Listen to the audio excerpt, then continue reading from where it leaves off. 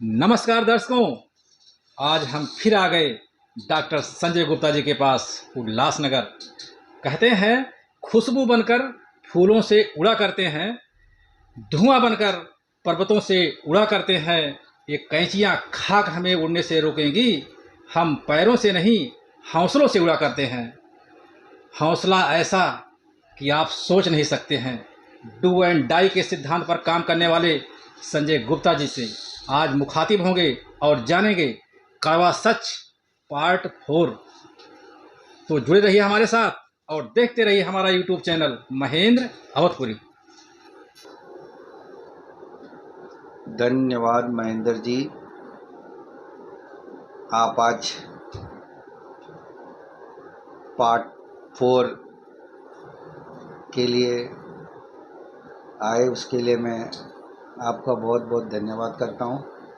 और जितने लोग ने भी हमारा ये 1 2 3 3 पार्ट देखा, उन सब लोगों को मैं धन्यवाद देता हूं। उनका प्यार मिला मुझे, और काफ़ी लोगों ने मुझसे फ़ोन पे बात भी की, और अच्छा लगा मुझे कि लोग ने इसको देखा। तो महेंद्र जी, ऐसा है कि कोरोना काल के बाद जो कोरोना था, ये जो बहुत ही त्रासदी का समय था, वो 4 से 5 महीने का जो त्रासदी थी पूरे विश्व में, उस कोरोना काल में हमने जो ये काम किया है, तो ये सोच के हमने क्या किया था, या तो करना है या तो जीना है करके, या नहीं करके फिर मरना है। डू और डाई वाला हमारा एक हिसाब था, करो या मरो। मेरे सामने दो ही था, या तो करके मरो या तो मर जाओ। तो मैंने करो वाला ही वो किया, नहीं मुझे काम करना है। तो कोरोना काल में हमने बहुत सारा मास्क का काम किया, और आपको बिलीव नहीं कर पाएंगे, कोरोना काल में जो औरतें घर पे बैठी थी, जिनके पति काम पे नहीं जा रहे थे, ऐसे लोगों को मैं आपसे मिलाऊंगा कि वो बेचारी घर पे बैठी थी, उनकी हालत बहुत ख़राब थी। पति काम पे नहीं जाना, ट्रेन बंद है, सब कुछ आवक बंद है। तो ऐसे लेडीज़ों को हमने घर पे जाके उनको सिखाया, उनको हम अपने पास बुलाए, उनको मशीन एक एक 4 4 5 5 दिन, एक एक हफ्ता लग जाता था उनको सिखाने में। हमने कोई बाहर से लेबर नहीं लाया, हमने वहाँ के जो झुग्गी झोपड़ी की थी औरतें, जो घर पे मजबूर थी, उनको हमने लाया और हमारे पास लाके उनको सिखाया। और जो सीखी हुई औरत है, आज भी मेरे पास काम कर रही है, जो 30 से 35 हज़ार रुपये सैलरी उठा रही है, सेल्फ एम्प्लॉयज़ हो गई है। मतलब उस टाइम का मेरा जो सिखाया हुआ औरतें हैं, आज मेरी फैक्ट्री में ऐसे आपको 20 लेडीज़ से मिलाऊंगा मैं, जो घर पे फालतू बैठी थी, जिन्हें कुछ नहीं आता था, उनके पति कुछ नहीं काम कर रहे थे, आज वो अपने हस्बैंड से ज़्यादा सैलरी यहाँ से उठा रही है, और मेरे पास आज 35 40 हज़ार हर महीना लेके जाती है। कोरोना काल के टाइम पे सीखी हुई मास्क की, तो हमने उनके ऊपर भी बहुत मेहनत ध्यान दिया, उनको सिखाया, और फिर उनको सिखाने के बाद फिर हम उनको काम देते थे। तो ये लेबर के उस टाइम पे बहुत प्रॉब्लम थी, कोई बाहर से आ नहीं सकता था। तो हमने दिमाग ऐसा लगाया है कि हम तो कर ही रहे हैं, हम तो कमा रहे हैं। तो ऐसे बहुत सारे लेडीज़ों को हमने जमा किया, और बहुत सारे जेंट्स लोग को जमा किया। किसी को काम कुछ नहीं था, तो बहुत सारे ऐसे यार दोस्त जो फालतू बैठे थे। एक बंदा तो आपको मैं मिलाऊंगा, और टिकटॉक पे वीडियो बना के भेजता था। उसको मैंने फ़ोन किया, मेरा फ्रेंड था, कि यार तू मास्क बेच। तो मुझे बोलता है मास्क क्या होता है। मैं बोला उसके मास्क भी पता नहीं था। जब मैंने उसको बुला के उसने धंधा स्टार्ट किया, वो रेंट के घर पे रहता था, उसने खुद की फ्लैट खरीद ली उस टाइम पे। एक आदमी ऐसा है जो बेचारा साइकिल पे नहीं चलने को सोचता था, वो खुद की एक्टिवा उस टाइम पे लिया। तो ऐसे बहुत सारे लोग मेरे साथ जुड़े थे उस टाइम पे, और वो लोग ने भी अच्छा मेहनत किया मेरे साथ में, सबने अच्छा काम किया। तो ये तो करते किए। और हमने कोरोना काल में, ऐसा नहीं कि हमने कोरोना काल में बहुत लोगों को हम राशन भी वितरित किए। अंबरनाथ तक मैं गया हूँ राशन देने के लिए घर में। जो लेडीज़ मेरे पुरानी थी, जिसकी पहचान था, तो उनको हम फ़ोन करके बोलते थे कि कैसे है आपकी स्थिति एक टाइम पे। और तो कोई बोलता था नहीं बहुत तकलीफ़ है, पैसे नहीं है, तो उनके घर पे भी हम राशन देते थे। कितने हमाल ऐसे थे जिसको हम लोग बुला के खाना खिलाते थे, प्लस उनको घर पे देते थे, दवा पानी का भी पैसा देते थे। तो उस टाइम पे मेरा सोशल एक्टिविटीज़ भी बहुत अच्छी थी। उसके बाद में हमने कोरोना के बाद में स्थिति थोड़ी ठीक हुई, तो कोरोना काल की जो सेवा भावना थी वो मेरे मन में कहीं न था कि इसको हमको आगे स्टार्ट करना है। तो हमने ONBV फाउंडेशन करके एक अपनी खुद की हमने NGO बनाई है, जो ओम नमो भगवते वासुदेव, ONBV का फुल फॉर्म ओम नमो भगवते वासुदेव के नाम से है। तो कोरोना के काल में हमने यहाँ पे नेत्रहीनों का हम गए थे। नेत्रहीनों को प्लेटफॉर्म पे खड़ा होने नहीं देते थे, उनको भगा देते थे, उनके खाने की बहुत तकलीफ थी। तो वो सब देख के हमने क्या किया कि इनको रोज का पर डे का हमने भोजन स्टार्ट किया। तो आज तक वो चल रहा है। आज तक हम रोज 100-150 लोगों का रोज वहाँ पे डेली भोजन जाता है, और हम वहाँ पे भोजन रेडी पकाया देते हैं, वहाँ पे लोग खिलाते हैं। उसके बाद में यहाँ पे 3 वृद्धाश्रम है, एक फॉरवर्ड लाइन पे है, 24 सेक्शन में है, 22 सेक्शन में है, साई माउली करके है, 3 वृद्धाश्रम है। वो तीनों वृद्धाश्रम में भी हमने भोजन का व्यवस्था किया। वहाँ की स्थिति बहुत ख़राब थी, कारपोरेशन से पैसा नहीं आ रहा था, गवर्नमेंट से उनको सब्सिडी नहीं मिल रही थी, वहाँ पे भी उनकी बहुत हालत ख़राब थी। तो वहाँ पे भी हमने उस टाइम पे भोजन स्टार्ट किया, और वो आज तक चल रहा है, वो क्रिया आज चल रहा है। आपका अमरनाथ में कमला वृद्धाश्रम है, वहाँ पे भी हमने काफ़ी जाके लोगों को वहाँ पे हालचाल लेते थे, और जो तकलीफ़ रहती थी उस टाइम पे हम लोगों ने हेल्प किया कोरोना काल में। तो वो कोरोना काल से स्टार्ट जो आज मेरी सेवा भावना है, वो निरंतर निखरती गई, और करने में मुझे बहुत अच्छा लगते गया। तो आज तक ये सेवा चालू है, और आगे भी ये हमारा निरंतर दिन पे दिन ये सेवा बढ़ती जाएगी। अभी आप 2023 में है, 2024 में आप देखेंगे, 2025 में देखेंगे। 2025 में हमारा बहुत बड़ा लक्ष्य है कि उल्लासनगर में 10,000 लोगों को रोज का खाना खिलाऊं, पर डे का हम भोजन करावे उल्लासनगर में।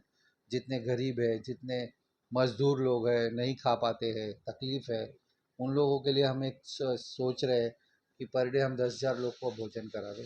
तो ये सब प्रेरणा हमारे को कोरोना काल से ही मिली है। कोरोना काल में मैंने लोगों की जो तकलीफ़ें देखी थी, फिर हमारी तकलीफ़ें जो थी, तो वो सब देख के आज हम एक ज़मीन से जुड़े हुए हैं, हम उस दौर से गुजरे हुए हैं। तो मुझे भी ऐसा लगता है कहीं न कहीं ये खाने की तकलीफ़ हो गई, पढ़ाई की तकलीफ़, अभी शिक्षा के क्षेत्र में भी हम काम कर रहे हैं। आपको उल्लासनगर में बहुत सारे औरतें ऐसे आ रही है, जो बच्चों का नहीं फ़ी भर पा रही है, वो हमारे यहाँ से फ़ी लेके जाती है। बहुत सारे प्रीति अकेडमी में बच्चे पढ़ रहे हैं, न्यू इंग्लिश स्कूल में हमने दिया, CHM कॉलेज में हमने भरा।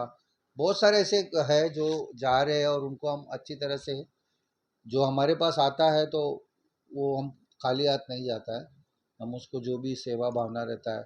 लाइट के भी बहुत सारे ऐसे हैं जो आते हैं हमारे पास, जो लाइट बिल नहीं भर सकते, या कोरोना काल में जिसके लाइटें कट गई थी, उसको हमने वापस से रिकनेक्ट कराया, वो बिल भर के वापस से हमने चालू कराया। तो ये निरंतर हमारा कोरोना के बाद से ये सेवा स्टार्ट ही थी, और मालिक की ऐसी दया आई है हमारे ऊपर कि हमको करते गए, और उसमें हमारे को कोई करने में कोई तकलीफ नहीं आया, और हम निरंतर हम वो आज तक सेवा जारी रखे हुए हैं। तो महेंद्र भाई, जो तकलीफ हमने देखी है अपनी लाइफ में, और वो दूसरे के साथ हम शेयर करते हैं, और दूसरे की तकलीफ हम अपना तकलीफ समझते हैं। कहीं पे भी कुछ ऐसी मुझे मुझे फ़ोन आता है, फ़ोन वगैरह आता है, तो हम उसका तुरंत रिप्लाई करते, तुरंत उनके पास जाते हैं। तो सेवा तो ये अच्छी है, और हमने अपने एक ONBV का एक हमने स्लोगन ही रखा है, मानव सेवा ही माधव सेवा है, कि भगवान का सेवा है, मनुष्य का सेवा ही भगवान का सेवा है। बूढ़े जो माँ बाप है बेचारे, उनकी सेवा करना, गरीब का है जो उनको भोजन वगैरह की व्यवस्था नहीं, उनका सेवा करना, छोटे बच्चे हैं जो पढ़ाई के वजह से वंचित है, नहीं जा पा रहे स्कूल, फ़ी नहीं भर पा रहे, उनके लिए कुछ करना है। तो ये हमारा ये निरंतर कार्यक्रम चल रहा है, और ये आगे ये आप चलते ही रहेगा। आपके टीवी चैनल के माध्यम से मैं ये बताना चाहता हूँ कि मेरा 2023 और 2025 में 2 साल की जो गैप है, उसमें मैं आपको सारा चीज़ का जो डिटेल है मैं निरंतर आपको देते रहूँगा। और दिन पे दिन हमने खाना से स्टार्ट किया था, नेत्रहीनों से स्टार्ट किया था, फिर विधवाओं से स्टार्ट हो गया, फिर स्कूल के बच्चों का फ़ी भरने चालू कर दिए। आज 100 विधवाएँ ऐसी है जो हमारे यहाँ से यहाँ पे आती है, उनका बाकायदा आपको सब रिकॉर्ड मिलेगा, जो महीने का राशन लेके जाती है, जिनके हस्बैंड नहीं है और पीछे कोई सहारा नहीं है, तो उनको भी हम राशन दे रहे हैं। और डेली कोई ना कोई आता है, कोई दवा के लिए आता है, कैंसर पेशेंट है, किसी का किडनी का डायलिसिस है, पैसे नहीं है, ऐसे बहुत सारे लोग आते हैं और हम उनको सहज भाव से उनका जो भी सेवा करते हैं, जितना हमसे होता है, किसी को हम वापस नहीं करते हैं। तो ये जो मैं आपको इतना, जो आपने 3 पार्ट मेरा बनाया स्टोरी, उससे मुझे ये आपको बताया कि मैं एक ज़ीरो से, मुझे मेरे पास कुछ भी नहीं था। 2011 में आपने सुना ही होगा क्या हुआ मेरे साथ। मेरे साथ जो हमारे बुरे वक्त पे हमारे यार दोस्त रिश्तेदार कोई भी नहीं था हमारे साथ में, सबने हमारा साथ छोड़ दिया।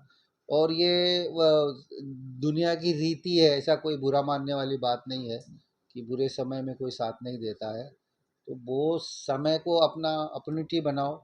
आपके पास अगर कोई तकलीफ़ आई है तो वो तकलीफ़ से आप घबराओ नहीं। तकलीफ़ आती है और तकलीफ़ चली जाती है, दिन भी आता है रात भी आती है। तो आपके पास तकलीफ़ आया है तो आप आज देखिए बहुत सारे लोग हैं, तकलीफ़ आती है सुसाइड कर ले रहे हैं, ये गलत है। मैं इस ये बात से नहीं हूँ। आप उसको लड़ो, क्यों सुसाइड करते हो आप, क्यों चले जा रहे हो, फांसी लगा रहा है कोई, क्या कर रहा है, ये तो बहुत गलत बात है। देखो, इंसान है और आपको तकलीफ़ आ रहा है तो इसका मतलब ये नहीं कि आप अपनी ज़िंदगी ख़त्म कर दो। आपके पीछे बहुत सारे लोग हैं, आपकी बैकग्राउंड में आपके माँ बाप है, आपकी बेटी है, आपकी बीवी है। एक जन को अगर आप जाते हो तो पीछे उन लोगों का क्या हालत होगा। तो मैं, तकलीफ़ से डर के कभी भी भागना नहीं चाहिए। तकलीफ़ के साथ लड़ो। तकलीफ़ को, जो तकलीफ़ है उसके ऊपर विचार करो ये कैसे जाएगा। अगर तुम्हारे पास कोई कर्जा आ गया, बहुत बड़ा कोई कर्जा का वो नहीं रहता है। कर्जा आता है, हर आदमी के ऊपर कर्जा आता है, समय का ऐसा आता है, लेकिन निकल जाता है, उसकी भी एक सोल्यूशन निकलती है। आप सामने फेस करो। ऐसा नहीं ना, कोई आप फेस करोगे तो कोई आपको मार डालेगा। ठीक है, थोड़ा टाइम दो, थोड़ा वक्त दो, भगवान ज़रूर आप पे कृपा करेगा और आप आगे निकलोगे। तो मेरी यही लोगों से दरख्वास्त है कि आप कठिनाइयों से घबराइए नहीं। कठिनाइयों को अपना जीवन में एक वो करिए कि हाँ, कठिनाई आई है तो आसानी भी होगा। ऐसा नहीं कि हमने कठिनाई आया और डर के भाग गए। कुछ लोग मुझे भी बोलते थे, जब मैं 2011 में लॉस हो गया, हमारे मित्रगण ही बोलते थे, अरे यार ये कभी भी आत्महत्या कर सकता है, फांसी लगा लेगा, बहुत सारा टेंशन में, दिन भर टेंशन में रहता है। बहुत लोग मुझे बोलते थे, आके बोलते थे, मैं ध्यान नहीं देता था क्योंकि मुझे पता है कि मेरी कॉन्फिडेंस कहाँ है। मुझे पता है मैंने किसी के साथ गलत नहीं किया है। और आप जब गलत नहीं किए हो तो आप डरने का क्यों। आप अगर आपका नीयत साफ है और आप अच्छे मन से आपने किया, ये तो बिजनेस है, धंधा है, लॉस भी होगा, आपको प्रॉफिट भी होगा। बहुत सारी चीज़ ऐसे नहीं कि हमेशा आपको प्रॉफिट, लॉस भी हो सकता है। तो लॉस हो गया तो ठीक है ना, कोई आपने चोरी नहीं किया, कोई आपने किसी का घर में जाके तो नहीं, वो तो है, हो जाता है। तो ऐसे टाइम पे आप लोग को घबराना नहीं है, आप लोगों को धैर्य से काम लेना है। परमेश्वर आपको, भगवान आपको ज़रूर देगा और आप हर एक कठिनाई से निकल जाओगे। तो मेरा आप लोगों से यही एक विनंती है।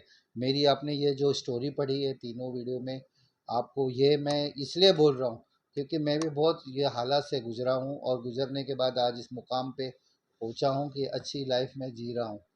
तो आप भी अच्छी लाइफ जी सकते हो अगर आप, हिम्मत है आपके अंदर, आपके अंदर कोई भी बेईमानी नहीं है, आप अगर सच्चे हो तो आप ज़रूर कामयाब होगे। और मैं इसलिए आप लोगों को बोल रहा हूँ कि आप डरिए मत, आप डर के भागो मत, आप डर का सामना करो। डर आपसे भागना चाहिए। तो यही सब बातें हैं। तो आज मेरा ये आप लोगों से यही विनंती है कि मेरा जो भी अगर हमसे कुछ बोलने में मिस्टेक हुआ हो या कुछ भी उस त्रुटियाँ हुआ हो, उसके लिए मुझे आप क्षमा करो। तो दर्शकों, ये थे हमारे साथ डॉक्टर संजय गुप्ता जी, जिन्होंने अपने जीवन के संघर्षों को बहुत ही सुंदर तरीके से सॉल्व किया है। इनके लिए दो शब्द और हम कहना चाहेंगे: लंबी हो मंजिल तो रास्ता न मोड़िए, लंबी हो मंजिल तो रास्ता ना मोड़िए, अपने सपनों का वास्ता न छोड़िए, कदम कदम पे मिलेगी मुश्किलें, जीत वाली आग झुलसता न छोड़िए। तो हमारे साथ जुड़े रहने के लिए बहुत बहुत धन्यवाद। Thank you so much.